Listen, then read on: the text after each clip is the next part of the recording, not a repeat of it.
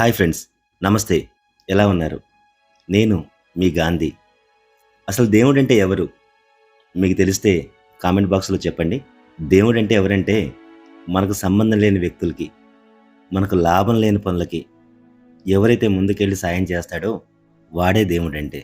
మనం ఈ సినిమాలో చూస్తున్నట్టు దేవుడంటే పర్టిక్యులర్‌గా 4 చేతులతోటి గద, త్రిశూలం, బాణాలు, ఇంకా శంకు చక్రాలు ఇలాంటివన్నీ పట్టుకొని కనిపించడు.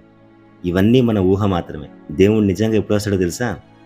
మనుషుల్లోని డిఫరెంట్ డిఫరెంట్ స్టేజెస్‌లో, డిఫరెంట్ డిఫరెంట్ ఏరియాస్‌లో, డిఫరెంట్ డిఫరెంట్ పర్సన్స్‌లో మనకు సమయానికి కనిపించి, మనకు కావాల్సిన సాయం చేసి వెళ్ళిపోతూ ఉంటాడు. అంటే దేవుడంటే సాయం.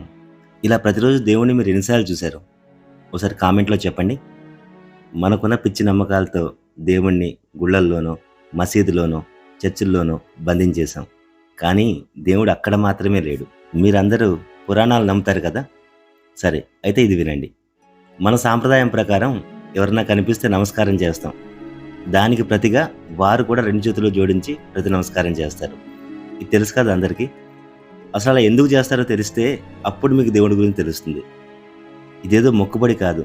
మన మహర్షులు, ఋషులు ఇవన్నీ పిచ్చోళ్ళే పెట్టలేదు. దీని వెనకాల ఒక రీజన్ ఉంది. దీనికి రీజన్ ఏంటి అంటే, ప్రతి మనిషిలో కూడా దేవుడు ఉంటాడు. మీకెవరైనా ఎదురుగుండా కనపడ్డారనుకోండి, వాళ్ళకి మీరు నమస్కారం చేస్తారు. అంటే అదేదో మొక్కుబడి కాదు. నమస్కారం చేసేది ఏంటంటే, వాళ్ళలో ఉన్న మంచితనానికి, వాళ్ళలో ఉన్న దేవుడికి మీరు నమస్కారం చేస్తుంటే, వాళ్ళు దానికి ప్రతిగా మీలో ఉన్న దేవుడికి, మీలో ఉన్న మంచితనానికి వాళ్ళు నమస్కారం చేస్తున్నారు. అంటే మన మహర్షులు, ఋషులు ఎప్పుడో చెప్పారు, దేవుడి కోసం నువ్వు ఎక్కడ వెతకరా బాబు, దేవుడు నీలోనే ఉన్నాడు అని. కానీ మనం అదొక్కటి వదిలిపెట్టి మిగతాయన్నీ చేస్తున్నాం.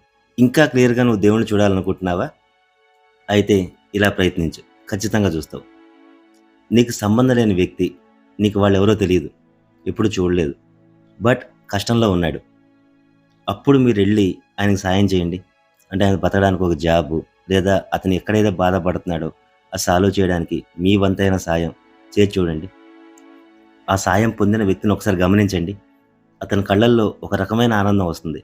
అతని మొహంలో నిజమైన స్మైల్ వస్తుంది. మనుషుల్ని వదిలేయండి. ఓ కుక్కకి, లేదా ఓ పక్షికో, లేదా ఒక ఆవుకో, ఏదైనా ఒక జీవరాశికి నీ వల్లైన ఫుడ్ పెట్టండి. అవి మీరు పెట్టినవన్నీ శుభ్రంగా తిన్న తర్వాత అవి మీ వైపు ఒక రకమైన చూపు చూస్తాయి. లేదా మీ చేతిని నాకడమో, మీ కాళ్ళను నాకడమో, వెనకాల పడ్డమో చేస్తాయి. వాటి మొహంలో స్మైల్ వస్తుంది చూసారా? అదే దేవుడంటే. మీరు ఇవన్నీ వదిలేసి ఎన్ని సంవత్సరాలు తపస్సు చేసినా, లేదా భగవద్గీత, ఖురాన్, బైబిల్ లాంటివి కొన్ని వేలసార్లు చదివినా ఏమీ ఉపయోగం లేదు. ఎందుకంటే వాటిలో కూడా దేవుడు క్లియర్‌గా ఇదే చెప్పాడు. సో, నేను చెప్పేది ఏంటంటే, దేవుడంటే సాయం. నీ సాయమే దేవుడు అని.